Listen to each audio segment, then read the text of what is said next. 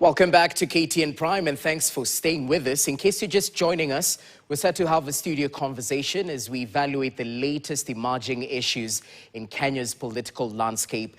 And quite a politically charged weekend it has been.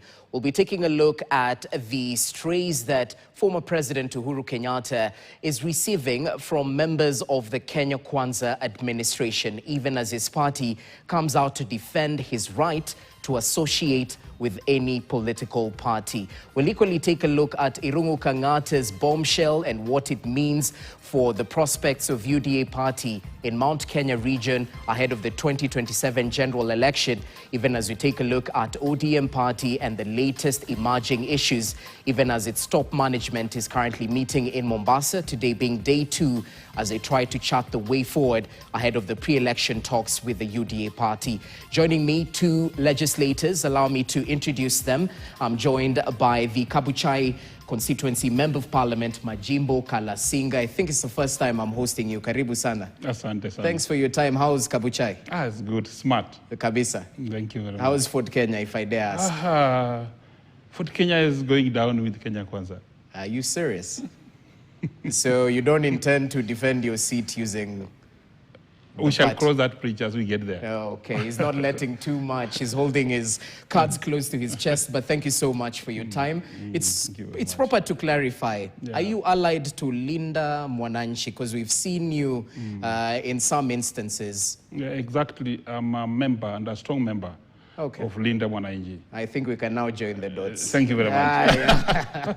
Equally joined by the Member of Parliament representing Embakasi West constituency, Mark Mwenje. Equally the first time I'm hosting you. Mhesh, karibu sana. Thank you very much for inviting me. Yeah. And let me say hi hello to the people of Embakasi West. Wako salama? I'm sure they are. Wako salama. They are up waiting for this discussion. A few have sent me a few messages. Oh, okay. So once again, thanks for being here. It's past my bedtime. I need to say that. It's good. At least you talk to those who have nocturnal tendencies, yes. The ones who don't wake up too early. But I assure you, Kenyans are watching and they'll be following the conversation. Just to clarify, you're still a member of the Jubilee Party? I'm still a member of the Jubilee Party, which is in the United Opposition. Yes. Jubilee is still a member of the Azimio coalition. So we've never left. I also double up as the Deputy Minority Whip. And we're still in the minority. Some may have moved, but for me, I've never moved from my party. Yeah. And you know where our party is. We are still in the opposition, and we are walking that journey. Some of us have walked. It's been a lonely journey. Yes. It's a difficult one. It's not easy being in the minority, being in the opposition, but we've survived, and here we are. We're about to go to another election, and who knows what's going to come. Well, you never know. There's been efforts to resuscitate the Jubilee Party in various regions, including Mount Kenya, and we'll be getting to that in just but a few. But it's proper to inform our audience we'll equally be expecting Didmas Barasa, who's a Member of Parliament for Kimilili constituency. He still hasn't arrived, but better late than never, as they say. We'll let him join the discussion once he arrives. But gentlemen, let's begin with the latest intrigues surrounding former President Uhuru Kenyatta, who happens to be your party leader, Mwenje. Because it seems just today, the Nandi Senator Samson Cherargei has filed a motion seeking to review the retired President Uhuru Kenyatta's benefits amid the political attacks by President William Ruto's allies. And remember, I think it was on Friday, Uhuru Kenyatta spoke to the residents of Narok County via a phone call, and he criticized leaders who are urging him to retire from politics, adding that he has a constitutional right to remain an active defender of his party. We have an array of sentiments that were shared by various leaders across the political divide. Let's just listen in to what was mentioned in regards to that particular story that, by the way, has made it to the front page of tomorrow's edition of Kenya's bold newspaper, The Standard. Listen in. Mimi nikiongea maneno mbili tatu naambiwa wewe umeritaya kwenda nyumbani. Kwa nini hawakuambia Moi aritaya aende nyumbani? Mimi kwa ukweli siko kwa active politics, lakini nina haki ya kutetea chama changu. lina haki ya kusimama na chama chake. Na tumeona sio Jubilee peke yake wanaingilia vyama vyote, funga hii. Hiyo hailingani na sera ya vyama vingi. Uhuru angefaa kuwa mzee wetu wa kijiji inaitwa Kenya, mwenye tuna consult, tunaongea na yeye.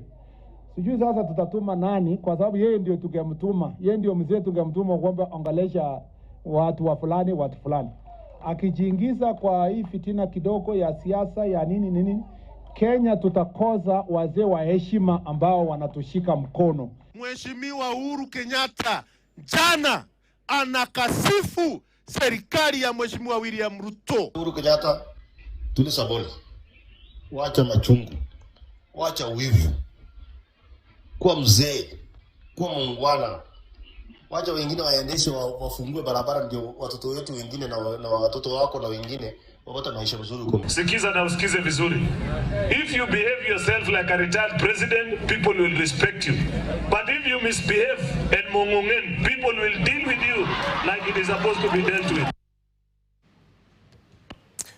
All right, leaders speaking their truth, and we have leaders in studio. But before I get their take, this is the front page of tomorrow's edition of Kenya's bold newspaper, The Standard, which is in line with what we are discussing right here. Going after Uhuru, it's all to do with the political intimidation. Never before in history of the country has a former president faced intimidation and harassment by the regime in power. Under President William Ruto's administration, the retired president has never had peace since he handed over power. Ruto's government continues to vilify and disrespect him, with the latest incident being a move to strip Uhuru of his constitutional parks through a bill sponsored by Nandi Senator.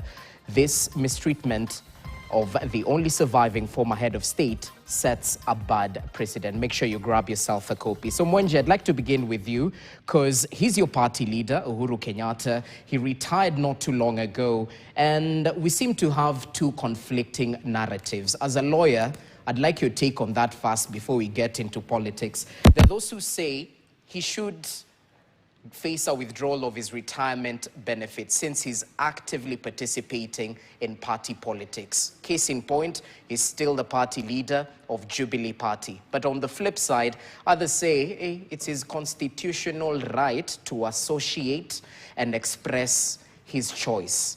At the end of the day, between the Constitution, rights and freedoms, and that act of parliament, Retirement Benefits Act, which one supersedes the other?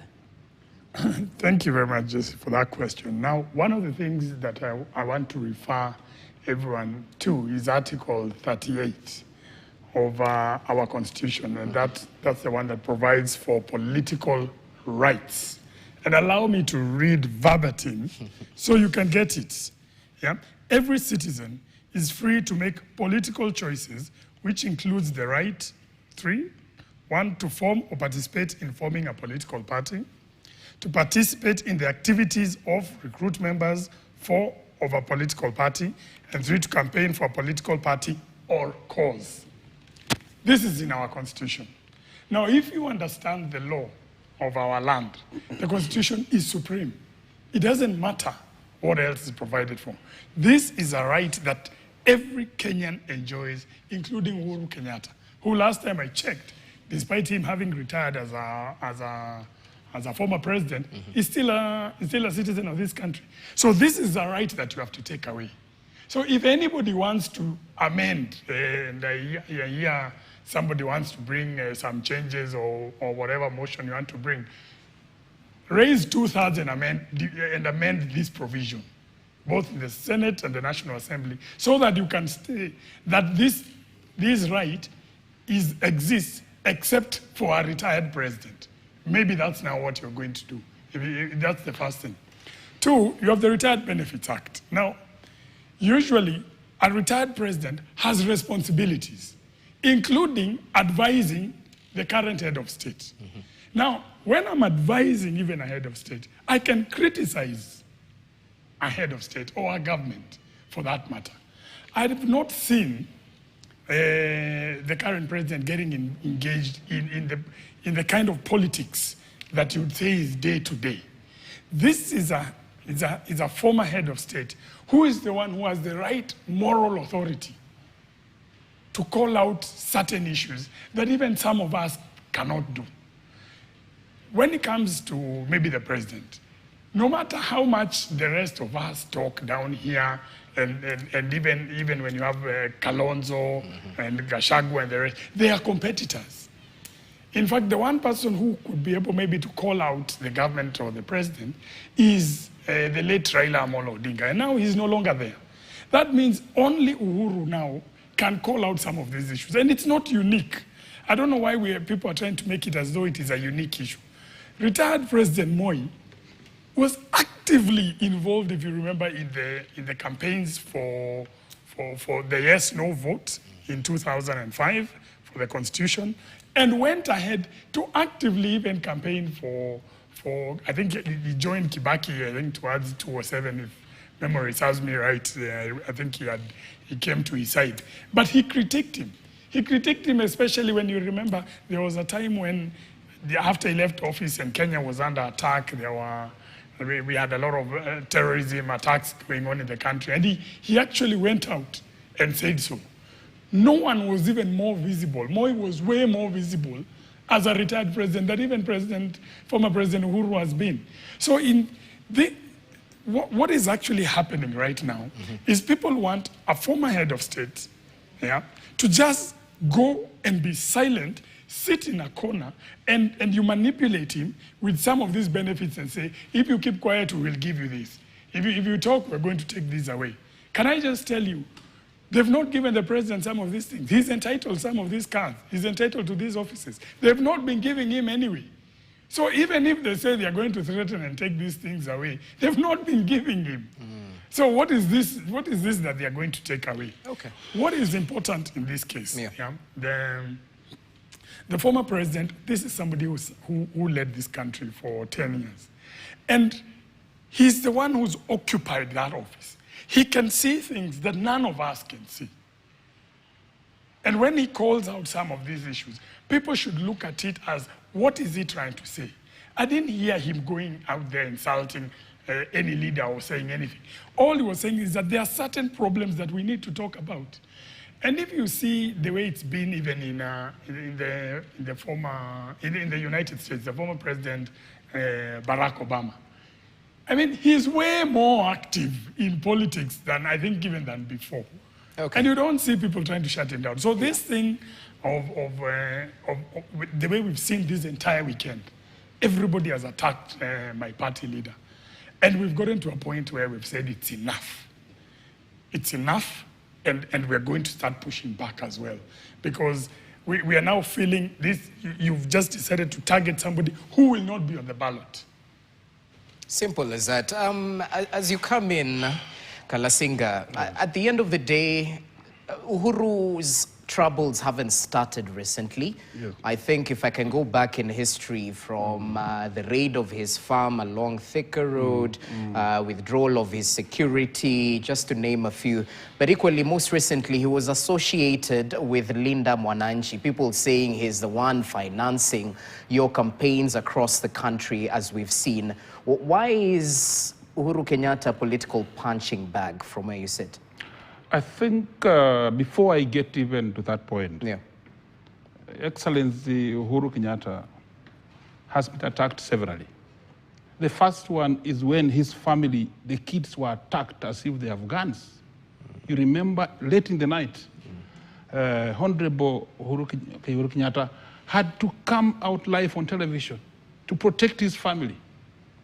They raided the family as if the family was a gang kind of family. It wasn't good.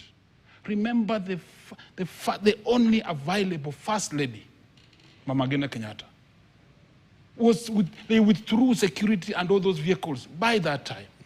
It is not fine. No, according to me, Honorable Uhuru Kenyatta is not participating in active politics. Reason why I say it's not participating in active politics is this. Active politics means vying for elections, whether an MCA, to run as MCA, active politics. MP of Kabuchai, active politics. Governor of Bungoma, active politics. The president of Kenya, if you are running, active politics. But advising a government when it's going wrong is not active politics. Honorable Uhuru Kenyatta was a president the country knows and the world knows. And the world over, there are protocols that exist. The rights the president is enjoying at the moment, Honorable Uhuru Kenyatta, is not a gift from a political party or a government. They are enshrined in the Constitution of Kenya. If I listened properly to Cherargei, I don't know, according to me, I think he must be shaming his lecturer at the School of Law. Because why? You know that the rights of the president enshrined in the Constitution means if you want to change them, you must run a referendum. This is the president of the Republic. He ran very well. Now, if I come to what my brother just said here, look at the late Mzee Moi. Mzee Moi and Honorable William Ruto, the current president, together, they led the No campaign. Honorable Moi and Honorable William Ruto led the Red Card campaign against the Constitution in 2010. I want to tell you this, that if at all it was active politics, then can he ask the late president, because he's gone anyway, he can find him. Finally, look at deeply Barack Obama. In 2016, a retired President Barack Obama had to campaign for Hillary Clinton. He went in, he did not run as president. That was not active politics, but campaigning for his political party. And by that time, by the way, Trump rumbled Hillary.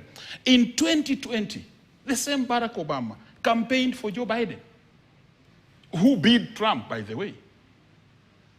And then in 2024, the same Barack Obama campaigned for Kamala Harris. He was triumphed by Trump. These are the times this country, Kenya, must learn from world over. Honorable Uhuru Kenyatta is just saying he's a leader of Jubilee. He has interest in the party. You cannot curk the mouth of a president who did good things in this country. Let me say, for example,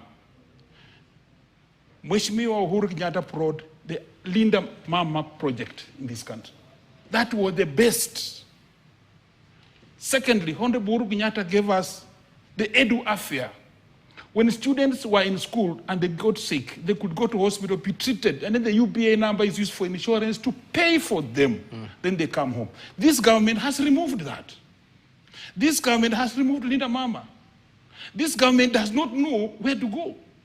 It is not bad for a man who brought his child. He gave birth to the child. The president, Honorable Uhuru Kenyatta, he gave birth to Linda Mama. He gave birth to the project of Edu Afia. If you come and rape it, he has the right to explain to you the pains he's going through. And I have to ask, Yes. in terms of active politics, Yes. is being the party leader of Jubilee prescribing to active politics? Active politics does not mean being the leader of the political party. Active politics mean being elected to represent a people. Okay. Yes, like Majimbo Kalasinga, I represent Kapuchai. On behalf of Kapuchai, I'm endorsed to speak on their behalf. He's not running for an endorsement. He's just in charge of his political party. He has a right to choose members. This should stop. And in any case, they are going for Uhuru. If they go for Uhuru, as the headline says, that going for Uhuru, I'm telling you this country is not going to be left. Remember, Uhuru has a region. Uhuru has a family. Uhuru has his people. Already the people of Mount Kenya had already disappointed with us as Kenya Kwanza. You know what I'm talking about? From Honorable Kashagwa. You still want now to go and punch the last? No. We must use the reasoning. Thank you. Okay, interesting. Mwenje, is your party leader influencing the next year's political succession dynamics? Because if you look at the cracks of the matter, it seems these are the issues that Kenya Kwanza doesn't want him putting his hand in. You know, we've interacted with the former president quite a number of times. And he's said it publicly, that he wants the youth to take charge and to come out and even take these leadership positions. Even within the Jubilee Party, I expect it's just a matter of time before, because what we had a lot of court battles in the past that prevented us. Those court battles ended last year, by the way. In fact, for those people who don't understand why the President Uhuru might be still involved in Jubilee, because for about 2-3 years, we've been in court. The party was stuck. That's what you heard him talking about. Now is when the party has been released to go out there and can actually even do some activities, can have an SG and do all these things. What President Uhuru, I believe, is doing is that he wants better governance for this country. That's why even when he's spoken out, he's saying, look, even leaders need to speak out on some of the issues that are affecting this country. So I don't believe that, remember, he's not vying for any seat, but he knows the importance of good governance in this country. And I feel we've fallen short of that. I feel that we need somebody who's been at the helm, who can look back at us. Remember, President Moi has passed away. He's no longer there. So when Uhuru was actually in that seat, he had two presidents who would call him and tell him, look, there is something here that is not right. And Uhuru has admitted to us and said that he would listen to Moi. He would listen to Kibaki. He knew where at times they tell him, you need to look at this and that. The current president has only got former President Uhuru. In fact, I would expect that he would be reaching out to him when he's facing some of these challenges. Instead, what you have is you've released some of these people down here to just go and insult this leader. And with unknowingly, then you start setting a stage where you feel that President Uhuru is setting the agenda for tomorrow. Let me tell you this. Those of us who are here and some of us who are hoping to get into these leadership positions, we are listening to these leaders. We are looking at them. We are listening to the council where Uhuru, what he's telling us about how we need to lead and where we need to take this country. That is what, and that becomes our initiative. So it is not even him that is going to lead. That is the one thing that people are trying to think, that now the President Uhuru is the one who's going to determine who's going to be the presidential candidate. No. That is our choice as Kenyans, and those even in the opposition, when they come together, they'll make a decision that these are the candidates that maybe and the people who will be vying for various seats. So we cannot ignore Uhuru's voice in 2027 election, that's for sure, because of what happened in 2022. You know, in 2022, he made some very serious remarks. Some of us listened to him. That's why we vied in his party. Some people, especially from the region where although I'm from Nairobi, mine is cosmopolitan, but we all come from somewhere. But the central Kenya region, quite a lot of people didn't listen to President Uhuru. Now they are very much willing to listen. Remember, he's not told them directly what he's doing. In fact, he said during a certain funeral there, he said, "Hata mimi nasikiza tu ground nikiwa Ishawere." So even him is listening. What are you people saying? Okay. Yeah? So from where you sit, he still has sway over this populous Mount Kenya region. Clearly. He has definitely a lot of sway in Mount Kenya. Of course, the Rigathi Gachagua of the DCP party has also got a lot of say in Mount Kenya. He's more active in the region because, remember, Uhuru is retired, so you'll not find him on top of vehicles campaigning. And if those are the things that they were talking about, then maybe you would have this issue. And one of the things that I want to clarify that Aaron Cheruiyot said, he needs to remember that he has to raise 2/3. These benefits that they are not giving Uhuru anyway, if you want to remove them, you must raise 2/3 and bring it to the floor. You raised 2/3 against Gachagua. You know what happened. I dare Cheruiyot, bring the 2/3 against Uhuru. You will see what happens. They will break this country and they will never, I can assure you, they will not raise those 2/3. It's a numbers game at the end of the day. As you add on to what has been said just briefly, who's financing Linda Mwananchi? Linda Mwananchi is being financed, is a movement of its own. It is being financed by itself. How? Few of us, my brother, if I showed you my phone, how MPs of Linda Mwananchi contribute towards the rallies we have, you will laugh. For example, last rally in Kisumu, I gave out 50,000, Majimbo Kalasinga. When we are 20 MPs, each 50,000, do the mathematics. What we only need in our rally, to be very honest, as in the Mwananchi, is a platform and a public address. Period. That's it.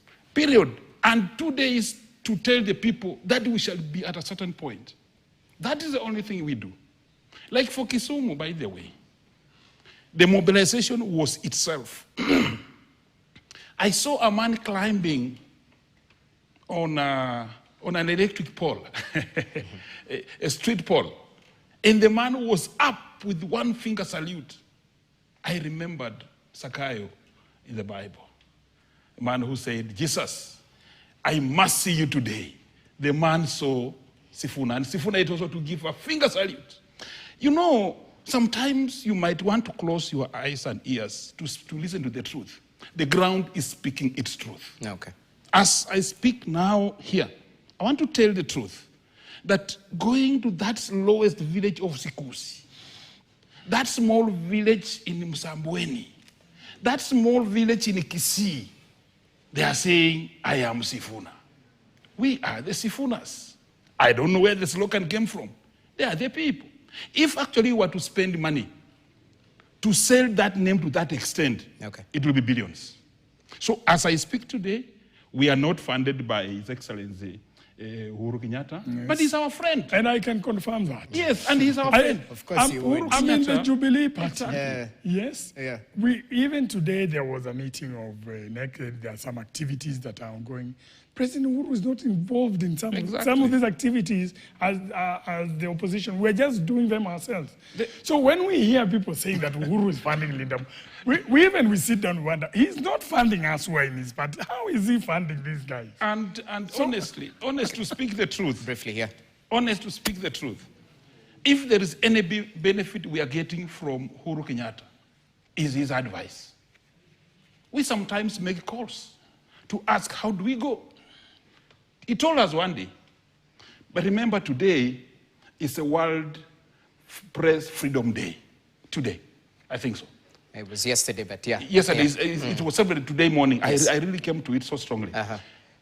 He told us that please, as you march and walk towards a rally, there is somebody there you need to take care of, the press. That man carrying a camera to capture you live is in danger of everything, every tear gas, every gun. That jacket of the press is not enough for security purposes. So there are things we talk to him. He tells us how to move as a mzee of this country. He never gives us his money. Maybe he will give us. We shall ask for that money soon as we're going forward. But you know, in life, when I was growing up, actually... Briefly, as we take a break here. Yes, thank you. To be brief, a friend of mine told me that before you ask for my money to support you in politics, kindly first ask for my vote. So we have not gone to ask for the vote of Mheshimiwa Uhuru Kenyatta first. The moment we shall ask for his vote and he accepts to give us the vote, then we shall ask for his money. Thank you very much. Okay, interesting. And it seems there's a convergence of thoughts. We'll get to interrogate that after the break. You're watching KTN Prime. Do stay with us. After the break, we continue with our deliberations on matters to do with governance and politics. Don't touch that dial.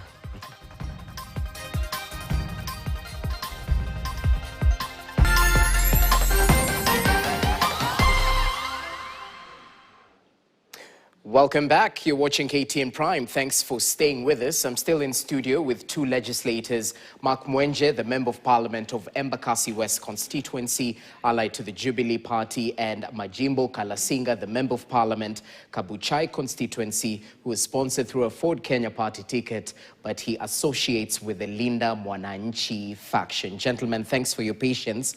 Before the break, we were talking about matters to do with Ruto's boogeyman, former President Uhuru Kenyatta. Speaking of President William Ruto, he's currently in the neighboring country of Tanzania. I think today he held a business forum with some of the businessmen in the country, of course, fostering East Africa community and the business that crosses borders. But tomorrow he's set to address the Tanzanian parliament, a historic, I think it's the first time a Kenyan president will be doing that. And I'd like your take on this, because at the end of the day, these are our neighbors. We've definitely seen instances of human rights, which is appalling in our neighboring Tanzania. But we share so much in common, from economic factors to social factors as well. Kalasinga, what say you about that historic address? I have no problem. Okay, the president enjoys those protocols as a head of state of this country, to go out, to address parliament, and do all that appertains to his office as State House. I have a caution. When we looked at the election, the previous election, the one is going to officiate the parliament, that election had serious issues. If I'm not so wrong, if I got you clear and I got everybody clear in this country, you know very well that the party called Chadema, which was one of the good parties, strong opposition parties, Tundu Lissu, as a candidate, could not run. Who was bad. They created reasons, arrested him. Without reasons, he did not run. When we look at that, the report of AU on the observer mission of that election, they complained of ballot stuffing, they complained of violence, they complained of deaths, and all over and low for the turnout. When we check the UN, it says that there was excessive use of force as a report on that election. When we check the UN Human Rights Commission and committees, they gave issues of extrajudicial killings that happened in that country.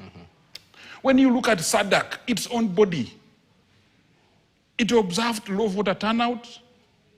And when we look at when we sum up all this, if the president of this country has to go and officiate that, then he is officiating a wrong thing, according to us and the good name we have in this country. I wouldn't have advised my president, because actually President William Ruto is our all image. He's the image of all of us in this country. He represents all of us. Going to officiate something that went through blood like that, it doesn't go down me well. I still believe now that he has gone there.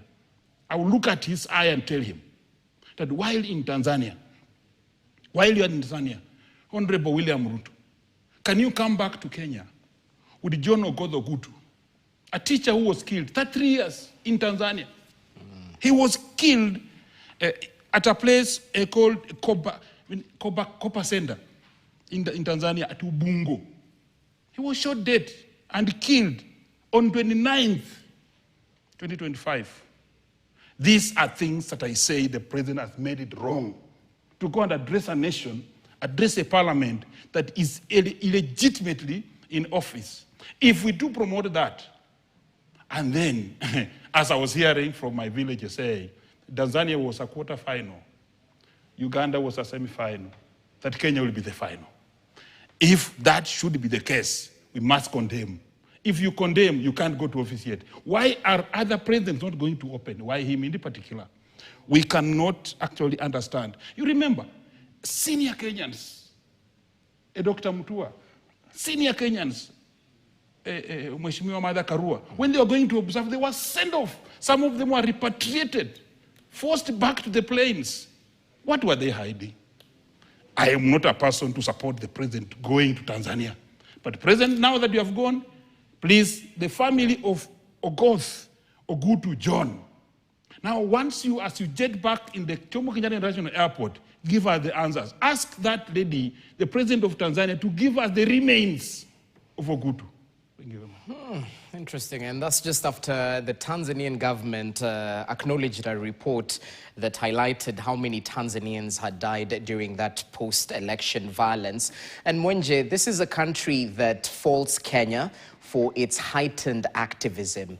At times, some of these leaders, as is mentioned, who are crossing borders, they're told, let activism huku. We don't want you. There's a way Tanzania is, run on a day-to-day affairs, regardless of the rule of law. What Well, perhaps your comment on this particular address that's scheduled tomorrow. I mean, as just from where my colleague started, is that the president is entitled, he enjoys this as a privilege by the office he holds here in this country. Yes. And addressing the parliament of another country is a great honor. But it comes with a lot of caution that I'm hoping the president will exercise. One, the other day, the president mentioned something to do with if we are comparing Kenya with other countries, compare it with other middle-income countries, if we're going to talk about roads. And the minister of roads from Tanzania was extremely upset by some of these comments that were made.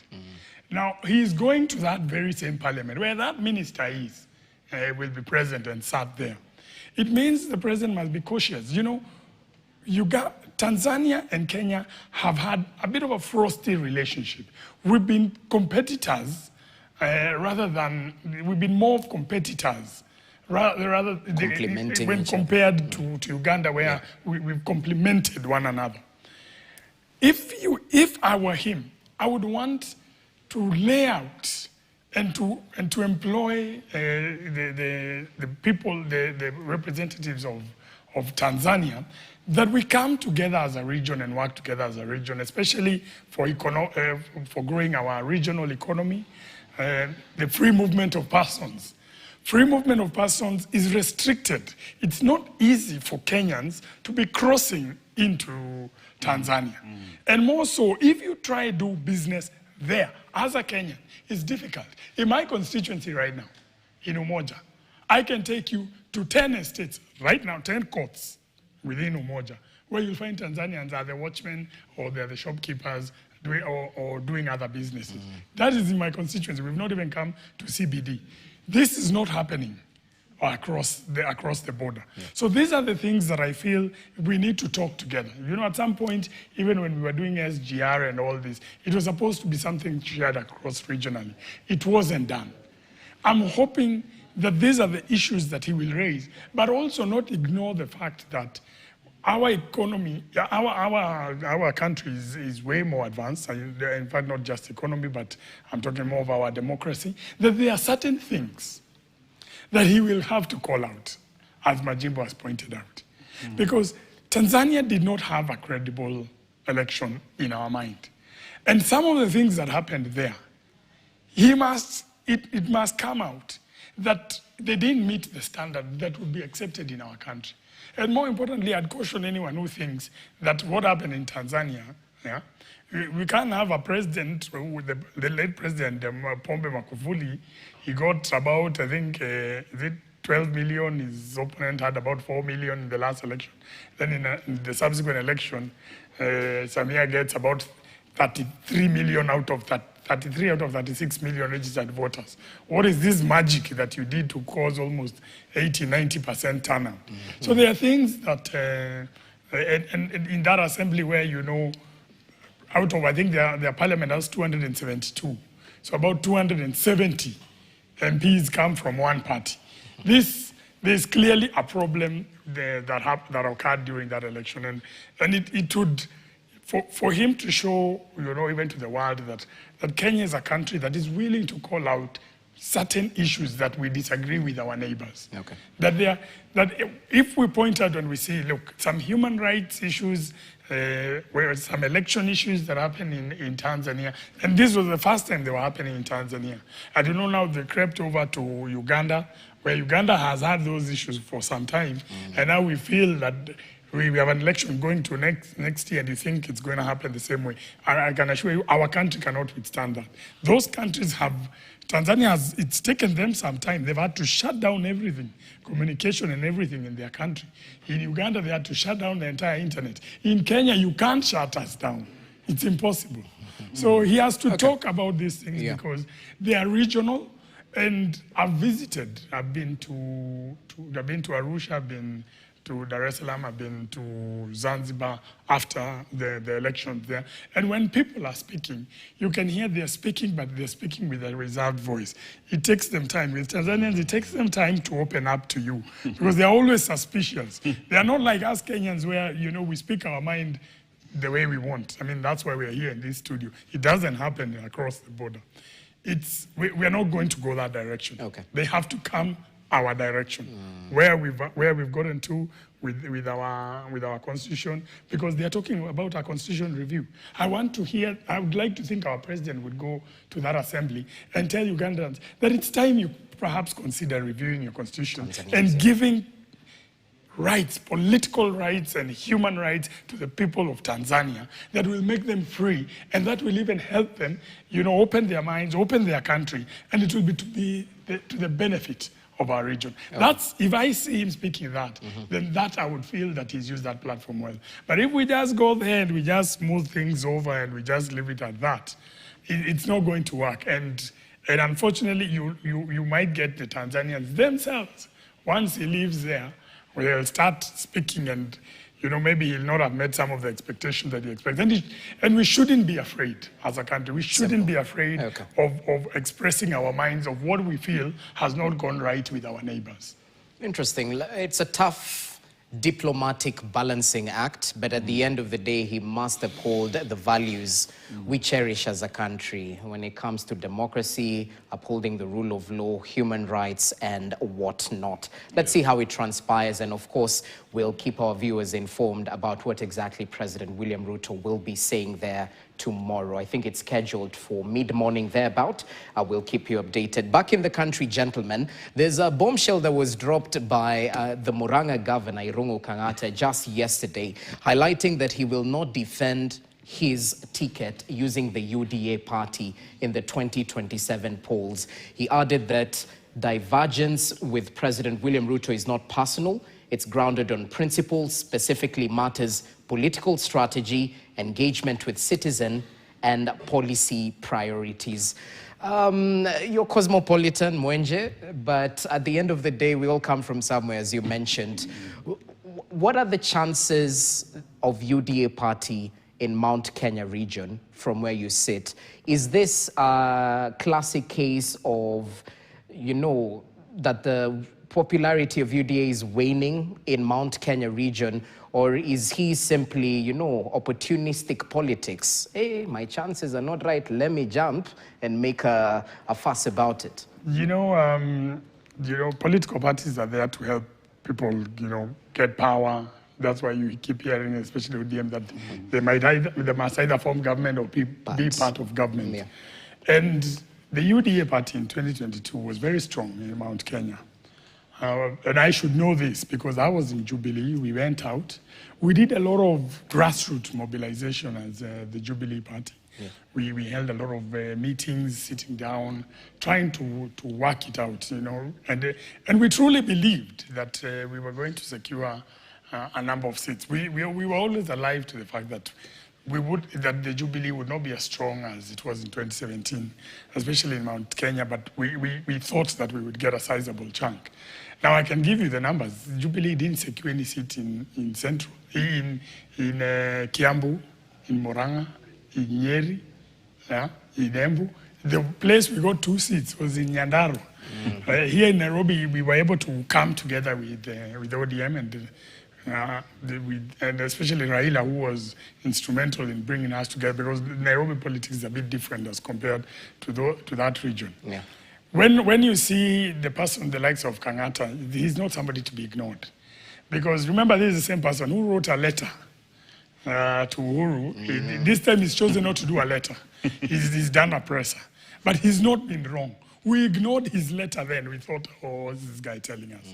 And true to his word, we were swept off completely, especially in his county of Murang'a. You'd be fooling yourself if you didn't accept the fact that UDA does not have the same strength as it did in Mount Kenya. And you know, it is natural for politicians to come to gravitate towards parties that they feel are much stronger in their areas, because political parties play a role. You know, if you look at the percentage of votes that you get, you know, there's an aspect of how you interact with people. You get a certain percentage. Yeah. Maybe your track record, you get a certain percentage. But political parties as well, and which side you're leaning towards also plays a big role. So it is highly likely that for the governor, he's seen that by sticking with this UDA party, it will negate everything else that he has done. Because he is, in my opinion, he's the best performing governor. And if not, maybe he might be number 2 or 3. Yeah. So he's one of the best performing governors. But there's a baggage that is bringing with him here of UDA where we believe it cannot work. And more importantly, you know, one of the things that Central Kenya has learned, and we've checked it. You know, remember Central Kenya has always had a presidential candidate. But for the first time, they didn't have a candidate. So by being in a party, you are unable to negotiate properly. That is why in this coming election, I believe it will be very important, especially for the vote-rich Mount Kenya, just as we are learning from ODM, where they are trying, in fact, for them, they are very clear. We are zoning. We don't want UDA here. Now, that's not going to happen in Central. I'm sure UDA will be in there. But you need to have a party that you can go and negotiate with a government that is formed in 2027. And that's a fact. These political parties are not just, you know, they call them special purpose vehicles, but at the end of the day, they have some sway, especially in specific regions. At times, getting the party ticket is as good as winning the election, as they say. Well, what's happening in your region as well? Quickly, before I come to that. Okay. When you look at the Mara, the Mara River in Masai Mara Game Park, we normally have thousands of beasts that cross the river in seasons. You know, it takes a bold beast to be the first to cross the river, and the rest will see that there are no crocodiles, and then they start following in thousands. I want to liken Irungu Kangata to be one bold beast, and give a time. There is a lot of beasts crossing the same river like it did in a few times. Just give us some time. Come to my region. I want to be honest. I come from Bungoma County. I come from Western region. Let me speak the truth. I'm yet to hear one person from that region who says he will vote back William Ruto. I'm sorry to say this because I listen to my ground. And my ear on that ground, I'm yet to be told by one mouth that I will re-elect this president. Sorry to put that fact right, but get it, it is. That is my region. If Didmas Baraza was here, he'd beg to differ, you know? I would wish to warn him that the ground is the one that speaks for us to follow. I want to be very honest, and this one count me. And please, keep my clip. After these elections, you call me back here. The ground is not as they're thinking it is going to be. Kenyans are just tired. You get somebody who was employed, he was earning, he took loans, he built his house for 2 wives, he was left with 2,000 shillings on his pay slip. Every end month he would go and pick the 2,000, give 1,000 to one wife, 1,000 another wife, and he would walk to go and borrow pusa. That's an unemployed person. When this government took over, it picked his 2,000 and put on the housing levy. These people are suffering. They are crying their tears, but their tears are rolling into inside. Count my word. The ground isn't the one we knew. So who's emerging as a top contender in Western Kenya? We have, okay, you said your party Ford Kenya is inconsequential from where you sit. Okay, that question is good on me. I've heard, I've listened, I've moved. People are saying, Sisi ndio Sifuna. And Sifuna must not let them down. That is now what they're saying. Sifuna must not let them down. And by the way, my brother, I've not only heard this from Western.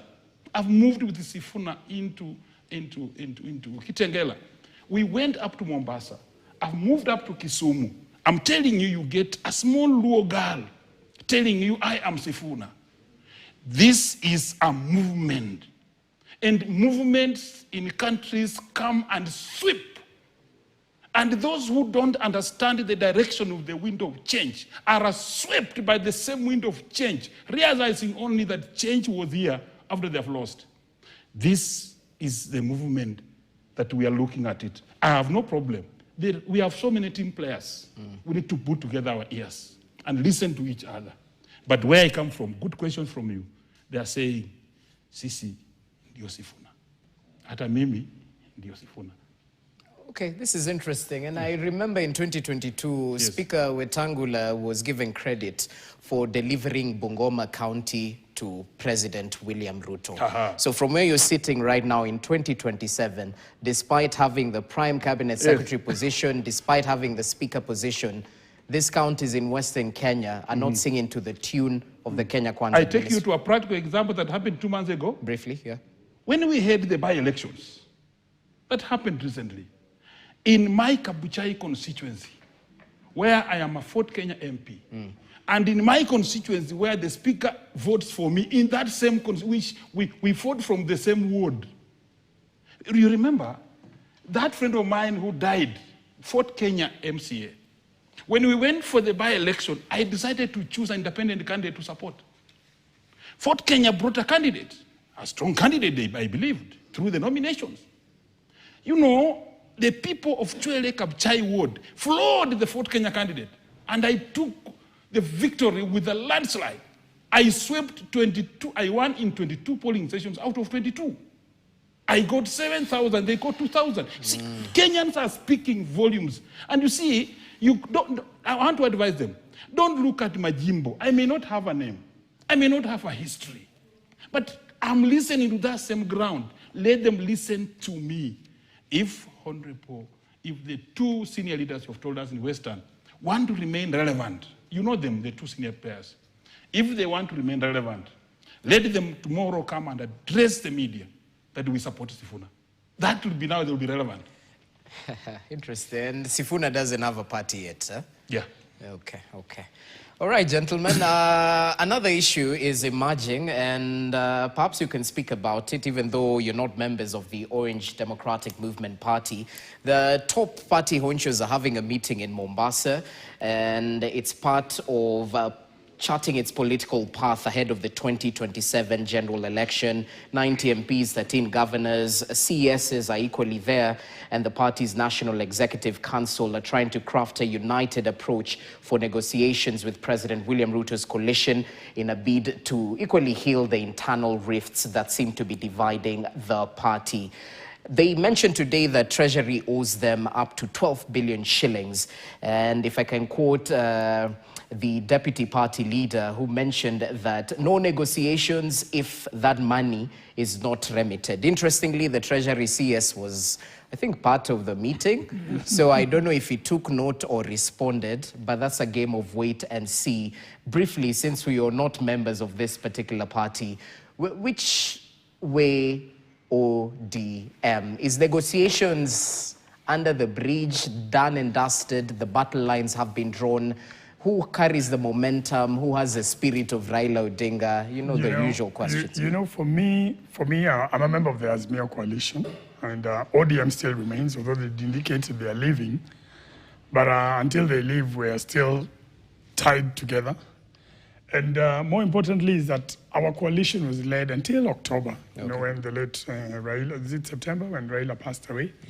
He was the leader of our coalition, and more importantly, ODM. And we got some insight. Like personally, for me, I got a lot of insight into matters of ODM. Now, this is a party that fought for a lot. Remember, this party celebrated 20 years, and if we're going to talk about the new constitution we have, some of the reforms we've been able to bring about, it was Raila through this party called ODM. So this is a party that has withstood a lot, and Kenyans from all walks, even if ODM has not been strong in maybe in certain parts of this country, but we owe a lot to that party.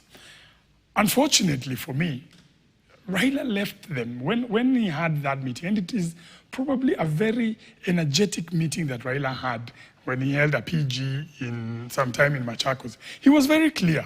He was very clear that that ODM was going to work together with UDA and Kenya Kwanza in a broad-based manner until the election. And at that point, he didn't say anything beyond that, which is what I've always kind of had Sifuna talk about. Some of the Linda Mwananchi team that come from ODM, I've always heard them speak about that. Unfortunately, I felt Raila left them in a very strong negotiating position where if they had stood there, then things would have been easy. Raila never started negotiating of 2027.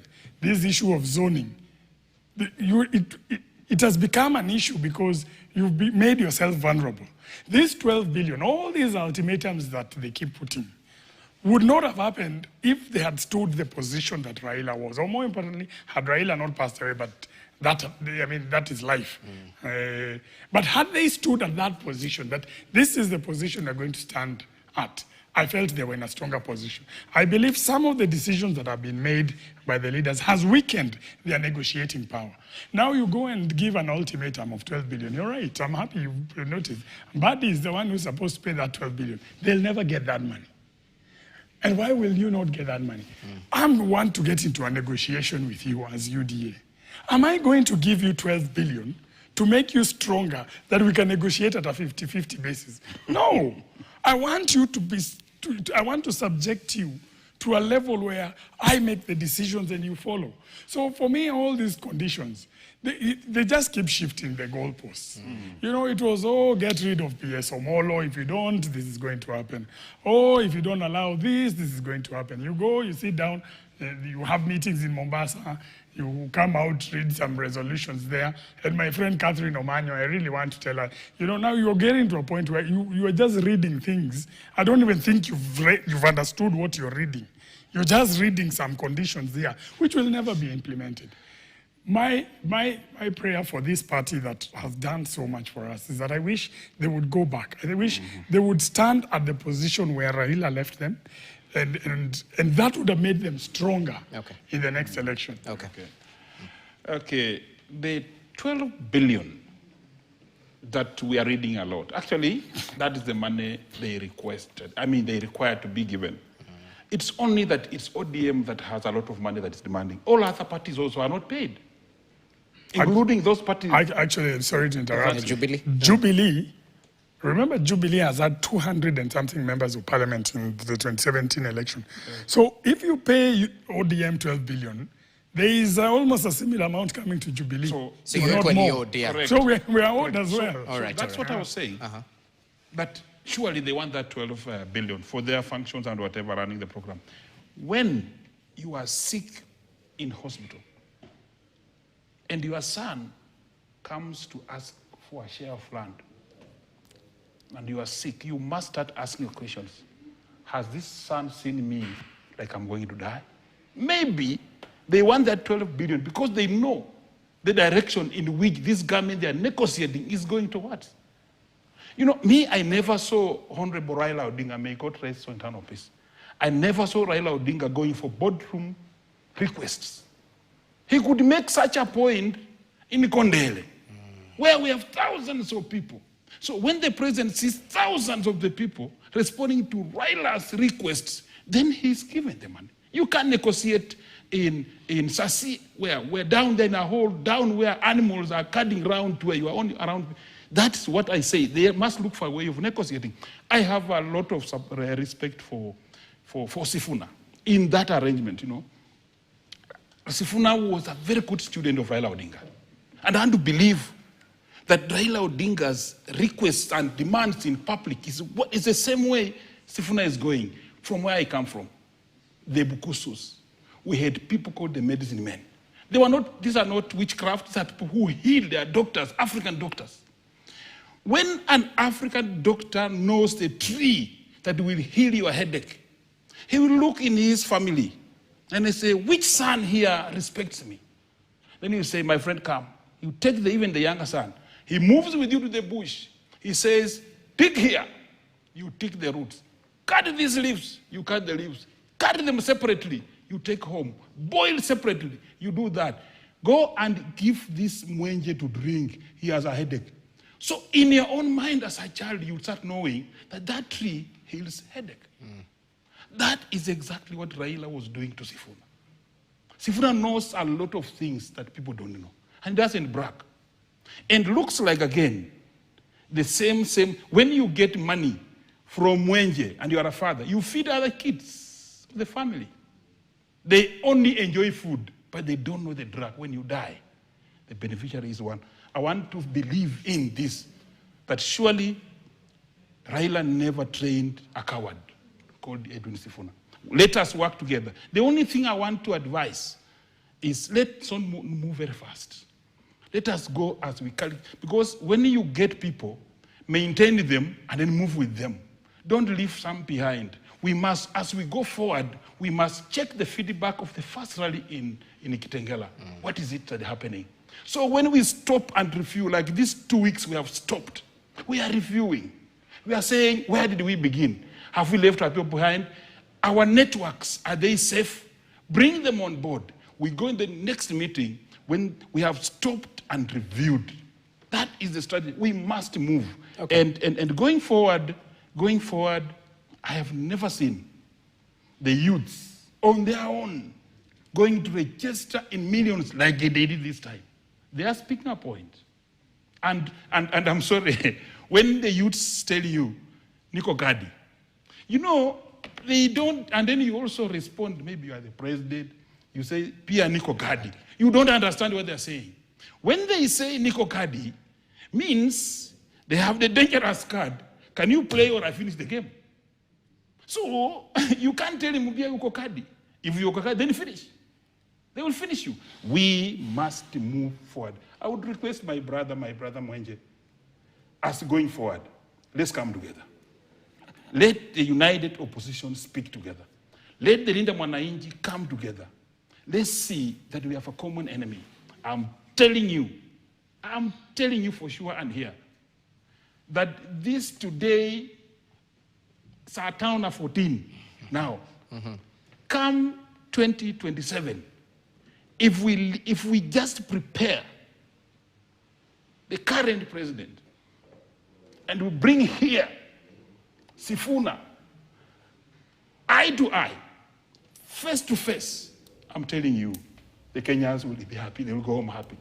They will have won it. But if we divide ourselves, I'm sorry to say, we might not meet what we want to get.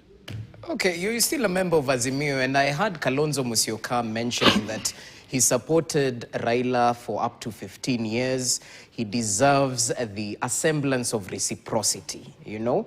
But at the end of the day, power is not given, it's taken, you know?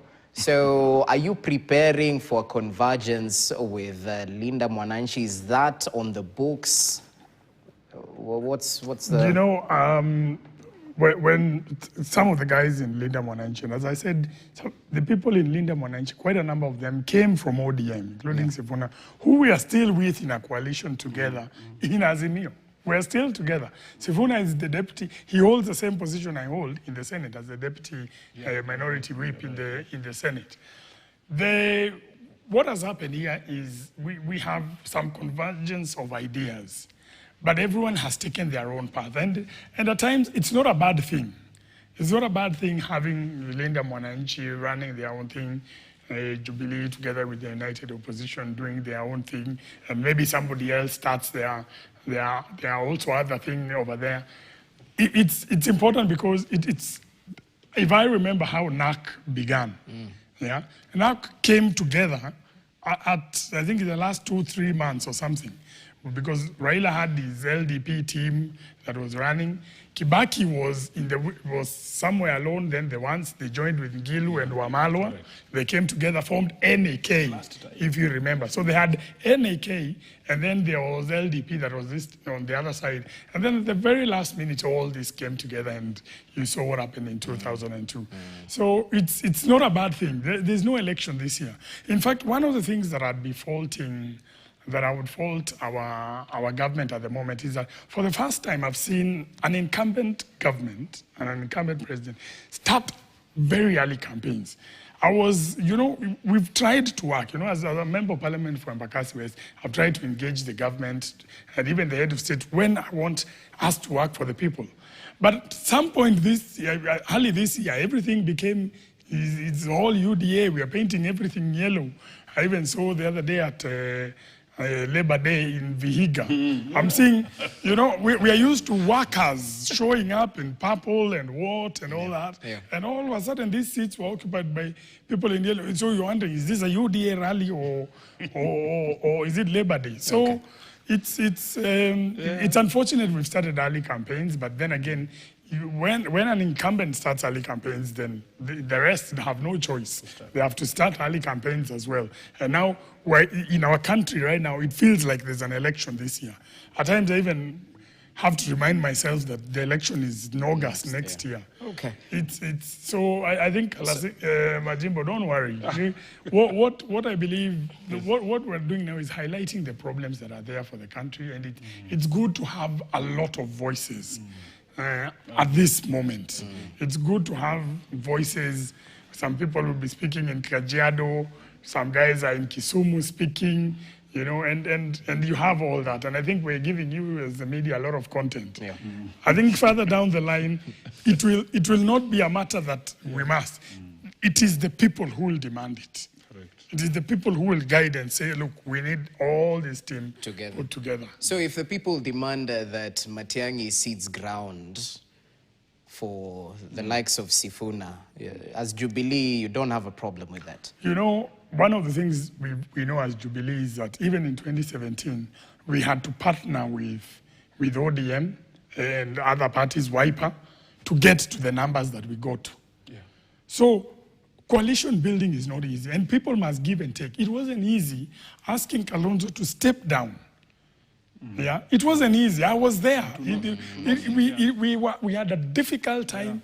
We had a rally at Jacaranda that took forever. We couldn't get him to get there because we felt he was feeling, look, guys, I've been the one who's here, that all of a sudden now you're taking me further down. But he sacrificed. He actually sacrificed. One of the things that I know with Matiang'i is that I'd like to think that at a certain point, you know, you look at the numbers, and when you're in a coalition, you have to agree then who's going to be the flag bearer, who's going to be at the front. Because if you decide to run as a lone ranger, it will not work. Okay. Yes. All right, gentlemen, we're nearing the end of this particular conversation, but Mwenje, you recently said that newly registered voters in your constituency have details showing their voters in other counties, Garissa, Wajir, yet they don't come from those regions. What does this say about the integrity of the voters register? And since you raised this a little bit earlier on, even on the floor of the House, has the veracity of these claims been canvassed by either the JLAC committee or IEBC trying to correct the wrongs that are in the voters register? You know, one of this pattern, you know, as politicians, we are stakeholders in this issue of registering voters. Now, the youth came up with this Niko Kadi initiative, you know. So we went out there and we pushed people and we registered them.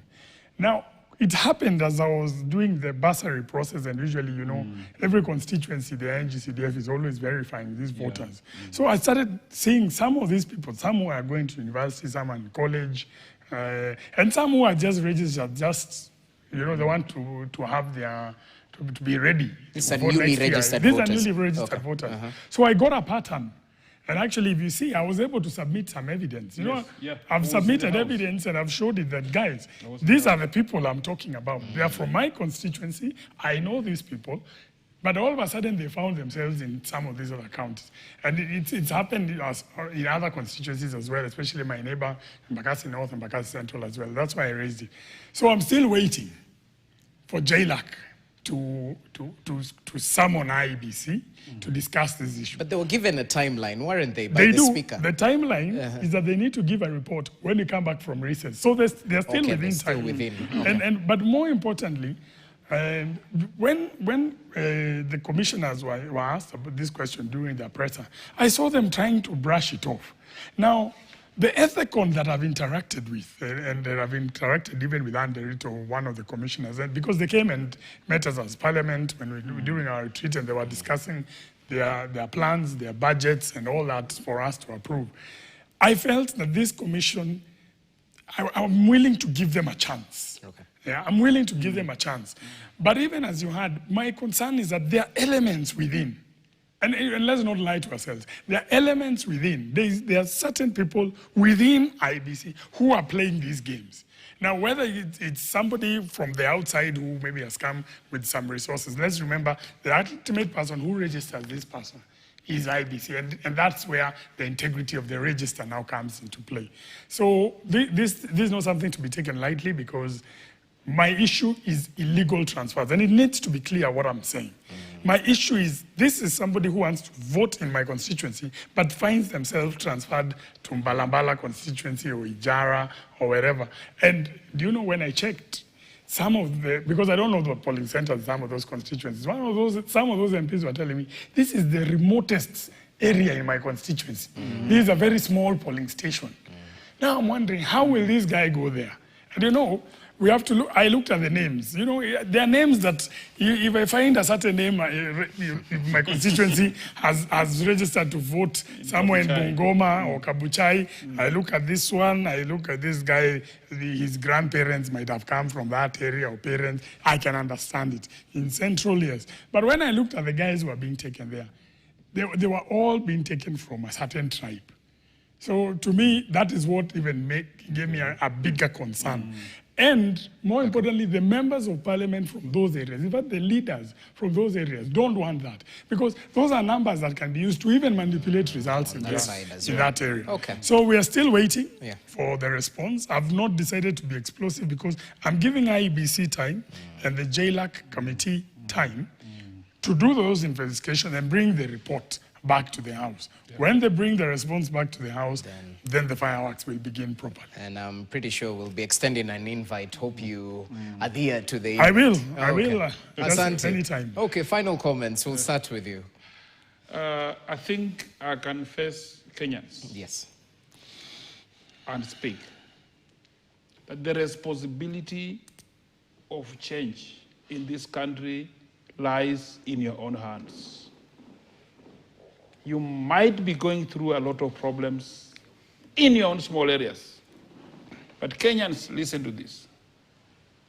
In physics, we say the hardest iron must have passed through the hottest furnace. Kindly be firm. We are being prepared to better positions. And I come from Abukusu section in Kenya, which says, one time, a bedbug told its child that, my daughter, if you find it hot, be firm, it's about to be cool, because bedbugs are killed by hot water. That is what I can say. The darkest hour is next to dawn. Let's remain united. Let's use the democracy. The change we expect must come through the ballot box. Nothing else. That is the only best thing I can leave with you. And I want to thank you for allowing me to share these pertinent issues on this very important national, international KTN television. Asante sana for honoring the invite. Mwenje, final remarks. Mine is just to say, you know, at the precipice, you know, when we get right to the precipice, we must change. And where we are heading now as a country, especially for the 2027 election, it must be issue-based. We can't allow, you know, what happens in 2022 was slogans, oh, dynasty, oh, Asla, oh, what. Those are the things that are working. And you can see where we are now. Now we must focus on leaders. And it's all levels that I'm talking about now, from president all the way down to MCA level. That you need to look at the quality of the leaders that we want to elect. We must hold them to account. And more importantly, the young people this time around must come out. They need to come out and vote. In the last election, the turnout went down, you know. Even here in Nairobi, we didn't do very well. Our turnout was almost, I think, 40–50% or something. It's time that we get our people aware. They must know that they must come out and make and choose wisely. Because if we don't do that, then we leave our country to chance. And our nation is at a point where we can't leave it to chance. I had the opportunity to visit the IMF a couple of weeks ago, and even when we're engaging with some of those people, you know, you could feel that there's some concern about our country. They want to know, is your country stable enough economically? What's going to happen next year? And if we don't take our country in the right direction, we might start facing some of these challenges, and some of these shocks affect our people directly. Leaders must know that the decisions that we're making, affect the common mwananchi, what they're going to eat today, where they're going to sleep, how their children will go to school, their health, and these are the matters, these are the issues that are affecting them. And we must ensure that this becomes the agenda, the main agenda in the next election. So I believe there's a lot of hope for what's coming next year. And for those of us who have remained in the minority side, it's not a bad place to be, but now we get a second chance to go back. And I'm sure in due course, we're going back. We have some by-elections coming up where we are hoping we'll be one team. Even myself in Jubilee, we might end up being in one team with our friends in the opposition. We're having some test runs coming up soon, which will be challenging. But above all, let us ensure that we push for political tolerance. And this issue of goonism is something that we must deal with. And to me, I'd like to caution anyone. If you ignore these things, and we get to this election and some of these things happen, they know what happened in 2007. Not only did people lose lives, but we ended up having people going even to The Hague. And you remember how difficult it was. So let people know that today you might be the ones in power and doing some of these things, but tomorrow things could be different. So let us not lose our country to some of these things. Let us remember that there is a tomorrow. And elections in Kenya happen on one day. But we have to live with the consequences of whatever we do for the next 5 years. Okay, power is transient, and at the end of the day, we should definitely focus on issue-based politics. Forget the sloganeering, forget the ethnic balkanization. It's all to do with you as a Kenyan citizen. Asanteni sana for your time. It's truly an impactful discussion. How I wish our fellow panelists would have made time, but it seems he was a no-show. But you know what they say, the show must go on. Appreciate your input, Majimbo Kalasinga, Member of Parliament, Kabuchai constituency, equally Mark Mwenje, the Member of Parliament of Embakasi West constituency. That's all we had for you tonight on KTN Prime. Thank you so much for watching. Hope you've been adequately informed. I'm Jesse Rogers. Good evening. Enjoy the rest of your viewing.